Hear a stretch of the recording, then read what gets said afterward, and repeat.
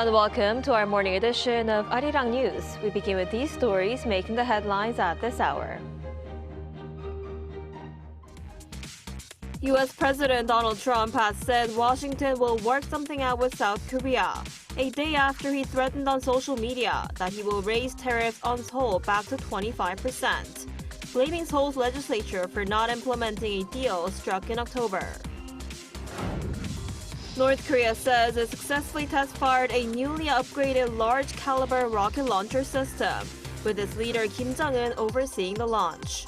This comes after South Korea's military said it detected multiple short-range ballistic missiles the day before, launched from Pyongyang toward the East Sea. Following China's announcement that it plans to remove one of 3 steel structures located in waters where Seoul and Beijing's exclusive economic zones overlap, South Korea responded by saying that it sees this as meaningful progress that could help improve bilateral relations. We begin this morning with U.S. President Donald Trump indicating room for discussions with South Korea on tariffs, saying the two sides will work something out even after threatening to raise duties from 15% to 25% over stalled trade commitments. Our Muniran starts us off. U.S. President Donald Trump has opened the door to further tariff discussions with South Korea, saying the two sides will work something out, even as his administration warns that higher tariffs could return over stalled trade commitments. Speaking to reporters at the White House on Tuesday, Trump said he would seek a solution with Seoul after announcing plans a day earlier to raise tariffs on South Korean goods from 15% to 25%. So we'll work something out. We'll work something out with South Korea. The White House says the planned increase is tied to South Korea's failure to fulfill commitments under a bilateral trade deal. A senior official said while Washington lowered tariffs on Korean goods, Seoul has made no progress on its end of the bargain. Under the agreement, Washington reduced both reciprocal and product-specific tariffs, including those on automobiles, in exchange for South Korea's pledge to invest $350 billion in the United States. But U.S. officials pointed delays in passing legislation in Korea's National Assembly needed to support that investment. The dispute centers on a special bill to facilitate U.S.-bound investment introduced last November, following a bilateral memorandum of understanding. The U.S. retroactively lowered auto tariffs in December after the bill was submitted, but the legislation has yet to pass. In Seoul, the ruling Democratic Party says the bill will be formally reviewed in February, stressing that the delay reflects standard legislative procedures. Opposition lawmakers argue that national interests are at stake and warn against unilateral action. Deputy Prime Minister and Finance Minister Koo Yoon-chol has urged lawmakers to swiftly process the bill, while acknowledging the government has not received a formal notice from Washington on any tariff timeline.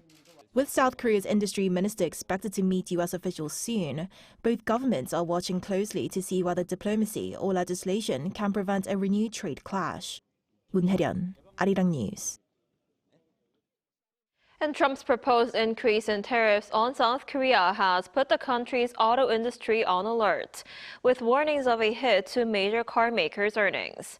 Our Park Jun-an has the details. U.S. President Donald Trump's plan to raise tariffs on South Korean imports from 15% back to 25% could impact Korea's major export sectors, such as automobiles. For South Korean auto giants Hyundai Motor Company and Kia Motors, the U.S. is a crucial market.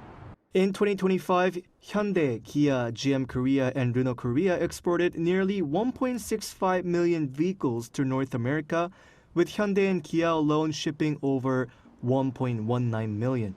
Credit rating agencies and securities firms in Korea estimate that a 10% difference in tariffs could result in at least 3.1 to 4.4 trillion Korean won, or about 2.14 to 3 trillion US dollars in earnings losses for Hyundai Motor Group, which includes Kia Motors. In fact, the two companies already absorbed about 4.6 trillion won in losses during the second and third quarters of 2025 due to high tariffs, despite achieving record U.S. sales of over 1.83 million cars and a market share high of 11.3%. A sudden jump in tariffs would inevitably create major disruptions in sales planning and uncertainty. Moreover, if automakers pass the higher tariffs on to consumers, Korean cars could lose price competitiveness against major auto exporters such as Japan. Although the tariff news overnight shocked the local markets with them opening below Monday's close, the Kospi on Tuesday closed above 5,000 for the first time in history due to a sharp rise in semiconductor stocks, which are exempt from the tariff increases. Park Junan, Arirang News. In other news, North Korea claimed this morning that it test-fired a renewed large-caliber rocket launcher system under the supervision of leader Kim Jong-un, while also launching multiple short-range ballistic missiles toward the East Sea. South Korea condemned the launches as violations of UN Security Council resolutions, calling them a provocative show of force ahead of Pyongyang's upcoming ruling party Congress. Our Lee Seung-jae has more. North Korea has conducted a test launch of an upgraded large-caliber multiple rocket launcher system, with leader Kim Jong-un personally overseeing the drill. According to the Korean Central News Agency on Wednesday, the test took place Tuesday and involved the launch of 4 rockets using what was described as new technology. The rockets struck a target in waters about 358 kilometers from the launch site as Pyongyang assessed the system's combat effectiveness. The test came the same day North Korea fired multiple short-range ballistic missiles toward the East Sea in what South Korean officials see as a show of military force ahead of a key ruling party Congress expected early next month. South Korea's Joint Chiefs of Staff said it detected the missile launches from an area north of Pyongyang at around 3:50 p.m. The missiles traveled approximately 350 kilometers. Following the launches, South Korea's Presidential Office of National Security convened an emergency security meeting with senior military officials. The office strongly condemned the ballistic missile test, calling it a clear violation of United Nations Security Council resolutions. In a statement, the office said North Korea's actions were provocative and urged Pyongyang to cease further launches immediately. North Korea is widely expected to hold its first ruling party Congress in 5 years early next month, during which it is expected to outline major policy directions on defense, diplomacy, and the economy. Analysts say recent weapons tests may be aimed at strengthening Pyongyang's negotiating position and showcasing military advances ahead of that gathering. Lee Seung-jae, Arirang News.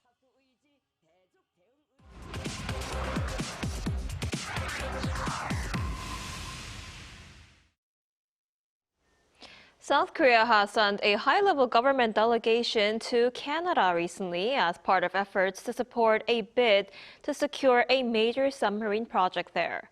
For more on this, we're joined today by Chun In-bum, Lieutenant General retired and former commander of the ROK Special Forces. General Chun, thanks for joining us this morning. Good morning. So South Korea is competing with Germany for a submarine deal in Canada that's worth around $40 billion US. How likely do you think it is that South Korea will win the project, and what advantages do South Korean submarines have over Germany's? So our greatest advantage is that we can deliver in time and speed, and that our KSS-3 submarine is operational, and it's been proven to be effective.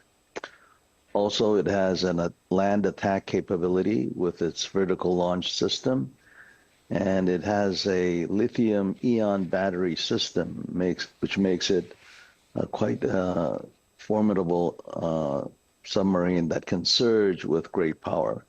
But the biggest advantage is that the whole of government is now behind this effort. Now, having said that, we're still in an uphill battle because the German 212 CD, although it is still in development, is a very good submarine. And it might actually be very advantageous in the area that it is going to be employed. So although we have these kind of advantages, it's going to be an uphill battle. I see. And after visiting Canada, the presidential chief of staff is set to travel to Norway. And that's where Hanwha Aerospace is pursuing a major deal involving its Chunmoo multiple rocket launcher system. Hanwha, also signed a contract with Poland last month. Why is the Chunmoo proving so appealing to European countries, do you think? So the Hyunmoo, which means the protector of the heavens, is a multiple launch rocket system. And it's a great system. It has the range, accuracy, mobility, you name it, it's got it. And we Koreans can make it and we can deliver it. And it's also interoperable. What that means is it not only can use Korean-made ammunition, it can use NATO ammunition with the same kind of capabilities. So it's a very good system. And then with the Korean willingness to joint produce this system within Europe, in other words, localizing the system makes it more appealing. So these are great advantages. And we Koreans are not skittish about sharing technology. So it's a win-win for both Korea and Europe. Right, and South Korea reportedly ranks 10th currently in global arms sales. How do you think South Korea was able to grow its defense industry so rapidly? So again, we can deliver at speed and within time. And for the price that we charge, the performance is very good. We are also, again, willing to transfer technology, which is a big advantage for nations that want their own indigenous system. And then compatibility. Our systems are NATO friendly. So any NATO nation can use our system and vice versa. So which it also contributes to Korean defense as well. So all of these provide a good incentive for the Koreans to advance. Now, having said that, we are 10th in the world now, but from overall market share, it's only 2%. And that's, in order to advance, we still need to compete and invest in a lot of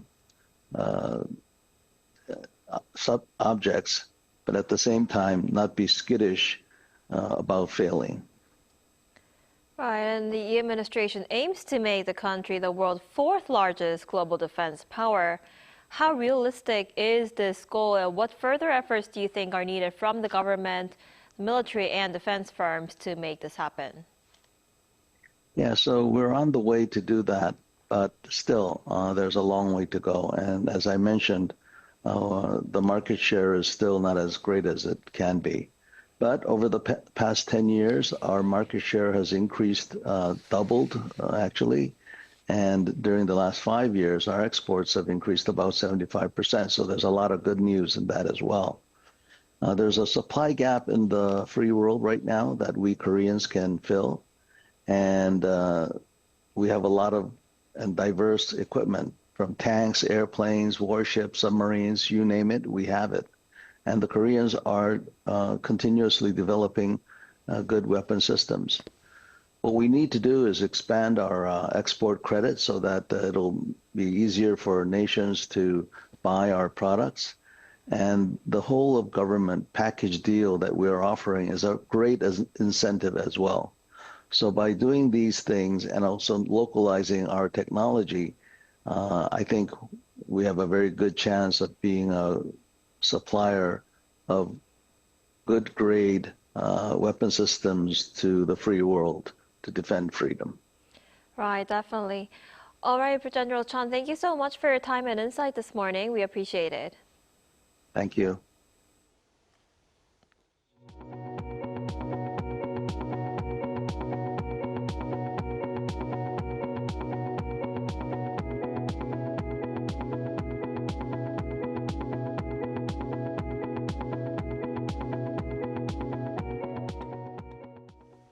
South Korea unveiled a series of financial support measures aimed at stabilizing livelihoods and easing inflation pressures ahead of the upcoming Lunar New Year holiday in February.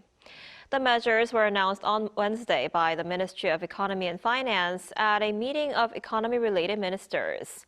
To curb holiday grocery prices, the government will supply a record 270,000 tons of key items, as well as rolling out record discounts. The package also includes new holiday funding for small merchants and SMEs worth around $27.4 billion, along with support worth $40.4 billion for loans and guarantees. To boost local spending, the government will issue regional gift certificates worth approximately $2.7 billion with higher discounts and purchase limits. And the Korean government says China's decision to remove part of a disputed steel structure in the West Sea marks meaningful progress that could help improve bilateral relations.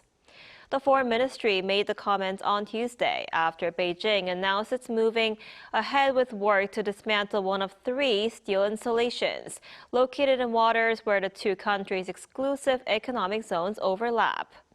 The structures include 2 semi-submersible buoys built in 2018 and 2024, and a fixed steel platform installed in 2022 inside the Provisional Maritime Zone. Seoul has long viewed the installations as a source of tension, warning they could be used to support future territorial claims by China. And BTS has sold out all 41 concerts scheduled in North America and Europe as part of its World Tour ARIRANG, according to the group's agency Big Hit Music. The North American shows will kick off on April 25th in Tampa, with additional performances added in Tampa, Stanford, and Las Vegas due to overwhelming demand. Amid the tour's global success, Mexican president has formally requested additional concert dates in Mexico to South Korean President Lee Jae-myung. Set to be the largest world tour in K-pop history, BTS World Tour ARIRANG will begin on April 9th in Seoul, ahead of 82 performances in 34 cities. This year marks the 100th anniversary of the death of Antoni Gaudí, the genius Spanish architect. The Sagrada Familia, which Gaudí was not able to complete during his lifetime, is now writing a new chapter in history as having the tallest spire in the world. Our Cha Yun-kyung reports. The light passing through the stained glass fills the interior, leaving visitors speechless. Amid the forest-like columns, it's easy to forget that construction is still ongoing. I haven't visited often, maybe 3 or 4 times, but each time I am deeply moved. It is truly a spectacle. All around, visitors stand still for a long time. The Sagrada Familia is no longer just a place to view. It has become a space to dwell in. Beautiful. I sat down over there for like 15 minutes just staring and just in awe. So I love it. The architect, Antoni Gaudí, knew that this church would not be completed during his lifetime. He saw only one of the towers finished. This space of wonder now enters a very special period this year. June 10th marks the 100th anniversary of Antoni Gaudí's death. The year 2026 will be the year of him. The central spire has been partially completed, and the vertical symbol Gaudí envisioned is now visible over the city. It has also set the record as the tallest church spire in the world. However, this architectural work is still ongoing, and the completion date remains uncertain. The Sagrada Familia is not just the work of a single architect. It is the result of a century of collective effort. Gaudí's unfinished designs continue to shine, even as people commemorate the 100th anniversary of his passing. Cha Yun-kyung, ARIRANG News.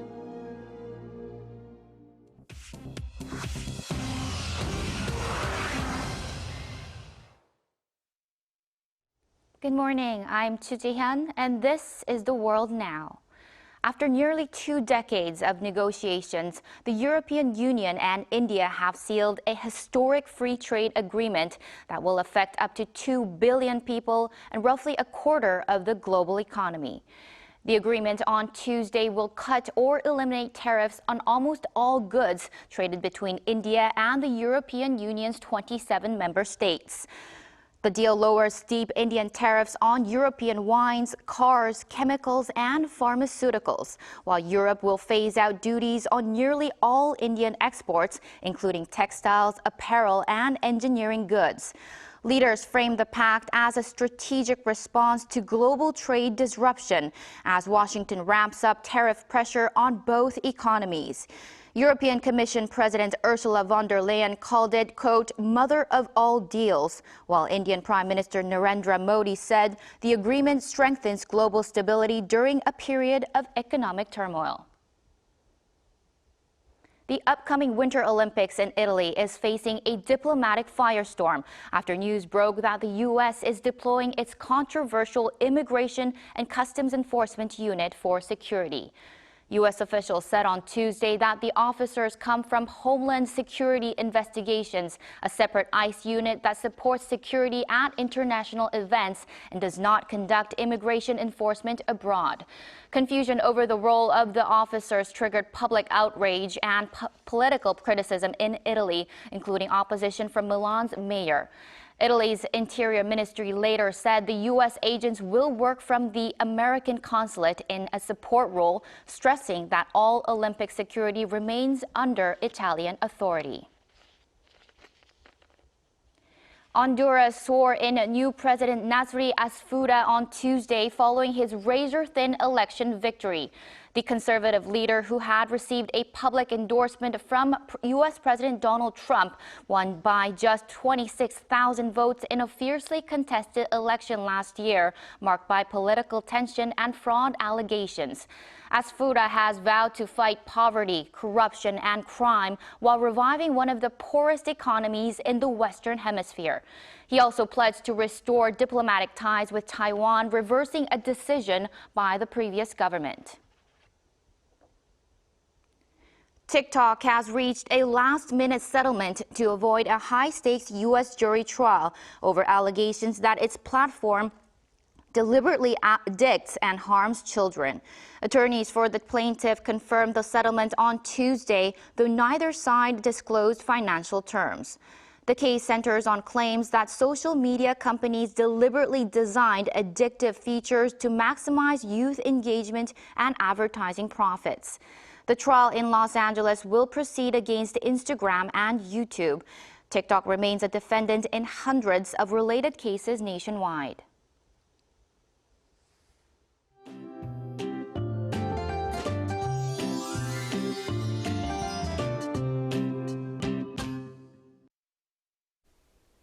It was a colder morning than the same time yesterday.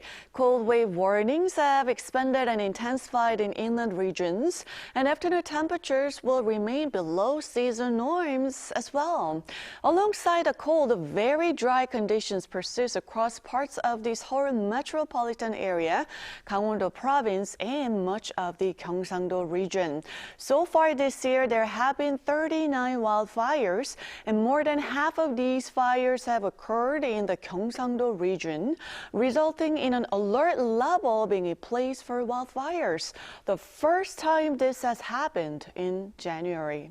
And this afternoon, Seoul will be getting up to -1 degree Celsius, Daegu topping out at 4 degrees under sunny skies in most places. Meanwhile, Ulleungdo and Dokdo will see heavy snowfall with up to 20 centimeters expected through Friday.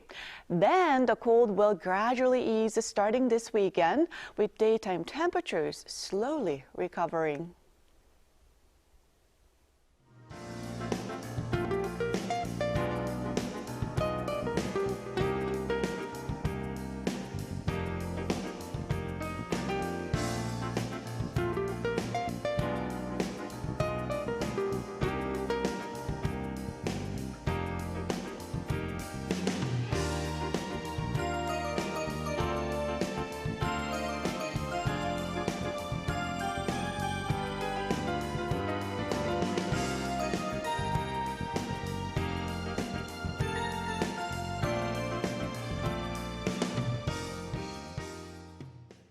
Now that's all we have for this morning. Arirang News will be back at noon Korea time. Thanks for watching.